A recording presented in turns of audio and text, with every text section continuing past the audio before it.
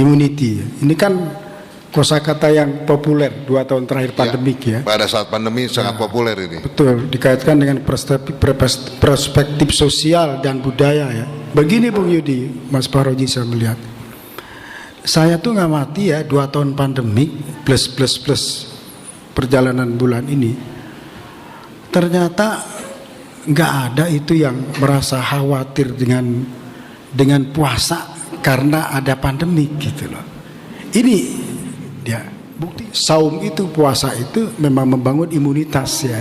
Nah imunitas sosialnya itu adalah, jadi treatmentnya ada 2 nih ya. Treatment kesehatannya memang imun itu ya vaksin ya, tapi treatment itu menjawab dalam perspektif teologi itu saumu tasuhu, puasalah kamu. Indah berkembang bunga cempaka, sinar rembulan penghias angkasa. Selamat datang di Balai Pustaka Istana Peradaban Kebanggaan Bangsa. Nah, untuk pertemuan kali ini ada pantun khusus untuk ICB. Oh, sengaja dibuat tadi nih sambil ngoret-ngoret. Kapal bergegas mengarungi laut, lewati selat menuju ke pelabuhan. Indonesia Cerdas Beradab Institut hadirkan manfaat, dipenuhi keberkahan. Oh, di sana ada judul Siti Nurbaya. Ketika saya memberikan inspirasi di depan para jenderal, saya bilang, para jenderal, saya sedang membuat film Siti Nurbaya. Saya perlu pemeran Datuk Maringgi. Siapa yang berkenan jadi Datuk Maringgi? Tidak ada yang tunjuk tangan, Pak. Karena dia antagonis, beristri 3, kemudian suka jadi rentenir. Tidak ada. Sudah tua. Terus begitu saya balikan, Bapak-bapak jenderal, Datuk Maringgi itu yang pro kemerdekaan. Samsul Bahri yang romantis, yang baik hati sama Siti Nurbaya justru pro Belanda. Para jenderal milih mana? Datuk Maringgi gitu. Itulah hebatnya peristiwa budaya masa lalu, bahwa kenapa yang pro kemerdekaan justru orang yang jelek, yang pro Belanda orang yang baik, supaya novel ini lolos sensor Belanda. Dan niat Datuk Maringgi pro kemerdekaan, yang penting bisa mengusir Belanda agar dia terbebas dari pajak Belanda. Samsul Bahri kenapa pro Belanda, yang penting punya senjata bisa menaklukkan Datuk Maringgi. Itulah hebatnya novel. Lalu kaitan Ramadan dan budaya, jadi teman-teman perlu tahu bahwa peristiwa tanggal 28 Oktober 1928 ini inisiatornya adalah pengurus Balai Pustaka yang namanya Muhammad Yamin. Pembuat narasi yang bertanah air satu, berbangsa yang satu, berbahasa yang satu, bahasa Indonesia adalah Muhammad Yamin. Tapi banyak yang tidak tahu juga bahwa saat Sumpah Pemuda di launching novel Salah Asuhan karya Abdul Muiz. Dari situlah melahirkan gerakan BPUPKI dan PPKI yang lahir bulan Sa'ban. Tahunnya kalau Masehinya 1945, kalau Hijriahnya 1369 Hijriah. Jadi teman-teman perlu tahu kemerdekaan Indonesia itu lahir tanggal 9 Ramadan tahun 1364 Hijriah. Jadi benar-benar Ramadan itu menjadi satu kesatuan dengan budaya lahirnya Indonesia. Nah, Bang Yudi sama Bang Fir, perlu diketahui bahwa negara sekarang ini begitu pandemi kesulitan uang. Betul. Kenapa Pak Jokowi langsung mengumumkan mudik boleh dan 2 tahun yang lalu tidak boleh? Dan tidak tanggung-tanggung, cuti dan hari Sabtu Minggunya dihitung 10 hari. Jadi tahun ini bagaikan balas dendam rakyat Indonesia yang mau mudik. Di mana ada budaya mudik? Hanya ada di Indonesia dan Malaysia. Itulah negara langsung melakukan kapitalisasi Ramadan untuk budaya mudik.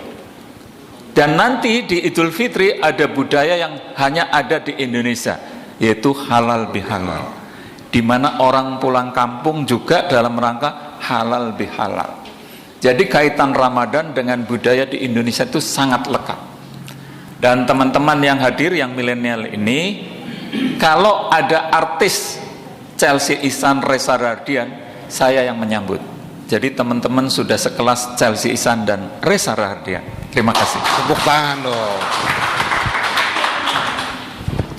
Ya Mas, luar biasa. Ramadan ini membawa satu budaya yang tersendiri, yang khas Indonesia. Budaya mudik, dengan mudik juga ekonomi, uang berpindah dari pusat ke daerah. Pertumbuhan ekonomi juga akan muncul di daerah. Lalu kemudian juga mobilitas manusia, barang dan jasa juga akan timbul dari situ. Jadi kekerabatan juga meningkat. Betul. Tadinya cuma Zoom dengan keluarga, sekarang nanti bertatap muka, rindu kembali, resonansi yang 3 tahun yang lalu bisa, sekarang baru bisa. Kira-kira nilai apa yang kita bisa ambil, kita petik dari nanti peristiwa ditambah Bang Fir, sosial sama budaya itu bagaikan satu keping mata uang yang bolak-balik, itu pasti berhubungan.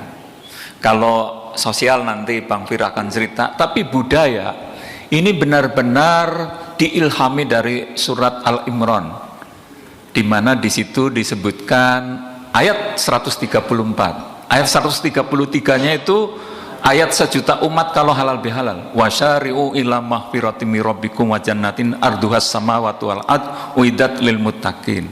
Bersegeralah kamu kepada ampunan Allah dan surga yang luasnya seluas langit dan bumi, diperuntukkan bagi orang-orang yang bertakwa. Siapa dia? Yang menafkahkan harta baik di waktu lapang maupun sempit, dan mau memaafkan saudaranya yang meminta maaf. Jadi saling bermaaf-maafan itu menjadi bukan sekedar budaya, ajaran Al-Quran, di mana Al-Quran sebagai manual kehidupan kita. Jadi otomatis Indonesia, negara muslim, salah satu negara muslim terbesar, sudah mengamalkan apa yang diajarkan oleh Allah melalui Rasulnya. Begitu. Terima kasih. Saya beralih sedikit ke Bang Fir, mungkin sebelum kita break nanti. Dari peristiwa budaya yang melekat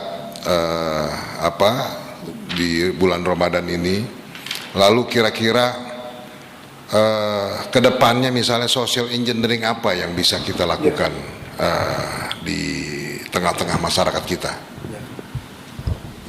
Menarik tadi Mas Fahrozi mengatakan bahwa budaya dengan sosial bagaikan dua sisi koin, ya, betul. Jadi secara aspek sosiologi hubungannya dengan adanya mudik, guyub, ya, empati, itu terjadi transformasi nilai-nilai budaya dalam kehidupan sosial. Ya. Jadi sosiologi dengan budaya, ya, itu nggak bisa dipisahkan. Jadi budaya itu nilainya, sosial itu adalah wadahnya. Jadi adanya orang mudik, ya, ada mobilitas uang ke daerah, ekonomi meningkat, ya. Adanya orang mudik terjadi transformasi informasi dari kota ke desa dan sebaliknya, ya.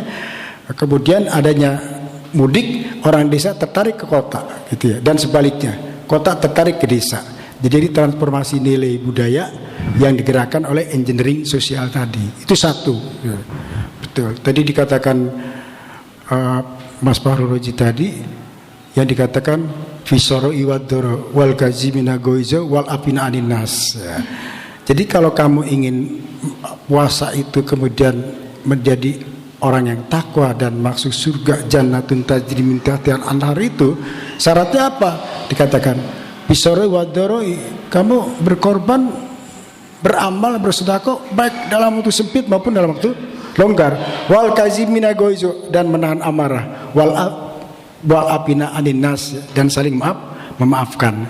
Jadi kata kuncinya ternyata Mas Fahrozi, Bang Yudi, guyub, gitu ya, gotong royong, gitu ya, pulang kampung, itu awalnya spiritnya itu dari ajaran agama sebenarnya gitu, yang kemudian mentransformasi menjadi nilai budaya dan nilai sosial. Makanya hanya ada di Indonesia, nggak ada guyub di Amerika kan, nggak ada guyub di tempat lain. Jadi ada satu integrasi nilai masyarakat Indonesia yang timur tigimenshap gitu. Ajaran Islam mengajarkan betapa silaturahmi itu mulia. Muncullah tradisi pulang kampung gitu ya, tradisi bawa oleh-oleh buah tangan, tradisi membantu orang di desa, tradisi bawa orang desa ke kota gitu ya supaya maju dan sebagainya. Transformasi nilai-nilai budaya yang kreatif, inovatif dan positif. Ini berkahnya Ramadan nih. Dari perspektif sosial kaitannya dengan budaya tadi. Barangkali itu Mas Yudi. Tapi saya nggak mau kalah nih Mas Yudi sama Mas Fahru Roji. Saya mau pantun juga nih silakan. dari kepala saya. Abis ini Mas Yudi loh, ya. Harus siap ya. Kalau cuma menyampaikan, cuma mempersilahkan pembicara untuk berpantun. Silakan, Bang. Pak Roji, saya singkat aja di kepala saya. Ya, bunga anyelir, bunga kemboja. Anda hadir, saya bahagia. Terima kasih. Baik, para sahabat ICB dimanapun Anda berada, barangkali tadi yang disampaikan baik oleh Bang Firdausam maupun oleh Mas Fahroji, bahwa Ramadan ini memiliki nilai sosial dan budaya, di mana kemudian harus kita implementasikan di bulan-bulan yang lainnya. Menarik apa yang kita bicarakan pada sore hari ini. Namun sebelum lebih lanjut kita diskusikan, mungkin nanti ada pertanyaan dari audiens yang hadir di sini maupun yang mendengar di YouTube, bisa ya ada pertanyaan ya, produser, maupun di live Instagram. Kita saksikan dulu musikalisasi puisi ya, karena forum ini juga memang mengangkat sosial dan juga budaya. Saya persilakan.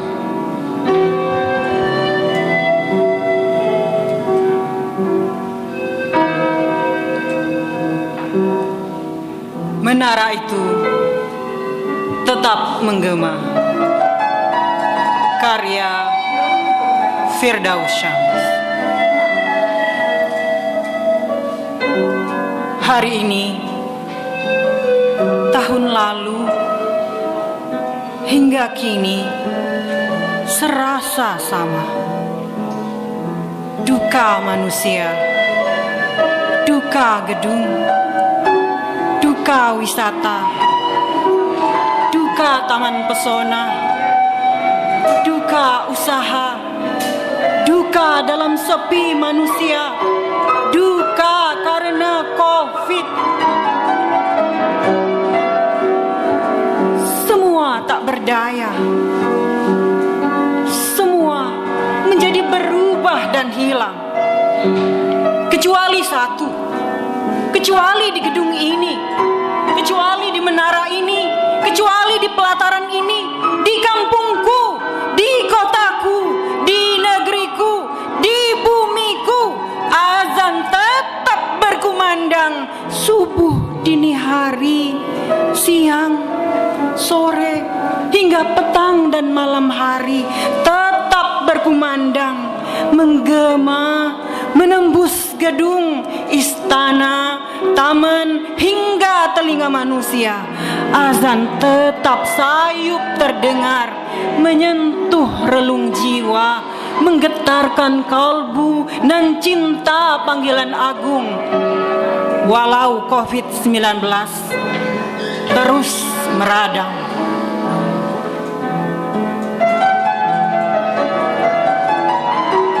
Kecuali yang lain, menara itu tetap mengumandangkan azan. Hayya 'alal falah. Mari meraih kemenangan. Allahu Akbar. Allah Maha Besar. La ilaha illallah. tiada Tuhan kecuali Allah. Kebesarannya menancap jiwa, menggema, bersahutan setiap waktu di negeriku. Lalu hamba melangkah, merunduk, tersungkur, rukuk dan sujud, luluhkan kolbu hamba. Azan pun terus menggema, dunia pun senyum bahagia.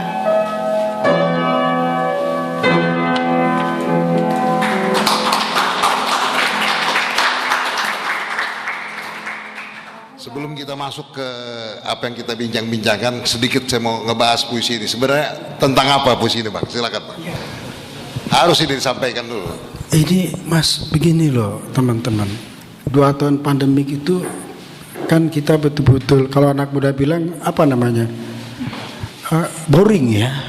Di rumah, ke masjid nggak boleh, ke pasar nggak boleh rame-rame, bla bla bla, ke kampus nggak bisa, kerja dibatasin gitu. Terus orang bilang dunia ini seperti berhenti berputar, aktivitas hilang. Tapi ada satu yang nggak berhenti itu, suara azan.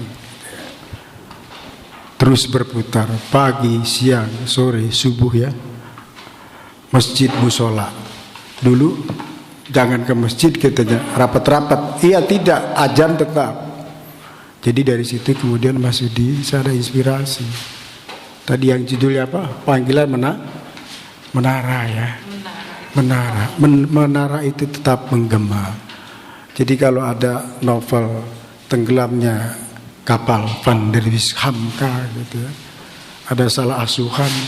Satu lagi Layar Terkembang Sultan Takdir Ali Sabana. Itu jadi inspirasi buat kita. Sekali layar terkembang, pantang surut ke belakang. Sekali berpuisi, jangan berhenti berpuisi Mas Yudi. Sekali berpantun, jangan berhenti berpantun. Tepuk tangan. Sekali menulis, jangan berhenti menulis. Terima kasih Mas. Itu Mas Yudi. Baik, Bang. Balik lagi kita ke perbincangan kita pada sore hari ini. Tadi Abang katakan bahwa Ramadan kemudian memicu semacam kesalehan sosial, ya kan? Kita lihat fenomena hari ini, misalnya demonstrasi mahasiswa hari Senin yang lalu ketika seorang katakanlah Ade Armando yang mendapat penganiayaan yang demikian dahsyat. Saya pikir itu di luar nalar kita sebagai manusia. Kalau orang itu digebukin mungkin itu aja udah sesuatu yang sangat luar biasa. Tapi ketika kemudian juga ditelanjangi, itu nggak terbayang bagi kita. Sebenarnya gejala sosial apa ini Bang yang terjadi di masyarakat? Yang mungkin kita berharap sebenarnya justru terjadi di bulan Ramadan. Yang kita berharap sebenarnya Ramadan ini menjadi obat, ya kan, bagi gejala-gejala sosial seperti itu. Silakan Bang. Makasih Bang Yudi, Mas Bahroji yang saya hormati teman-teman ya. Menarik pertanyaan Bung Yudi tadi ya. Pertama saya merenung Mas Bahroji Tapakur. Dulu itu yang namanya alumni SMA, alumni SMP, alumni mahasiswa itu kalau ingin ketemu namanya halal bihalal, kemudian temu akbar, temu alumni. Sekarang saya alumni SMA saya, SMP saya, SD saya, kuliah saya. Jadi secara kultural itu Islam berkembang pesat. Dulu, tapi kemudian tadi Bang Yudi mengatakan ada satu fenomena yang kemarin kita saksikan, peristiwa tindakan yang sebenarnya nggak paham. Ini penting, itikaf nanti Pak ya. Itikaf ini bertahanut, bertahajud, itu kita melakukan kontemplasi. Kenapa anomali ya? Satu sisi masyarakat kita kemudian di bulan puasa itu meningkatkan mentalitinya, menjadi orang yang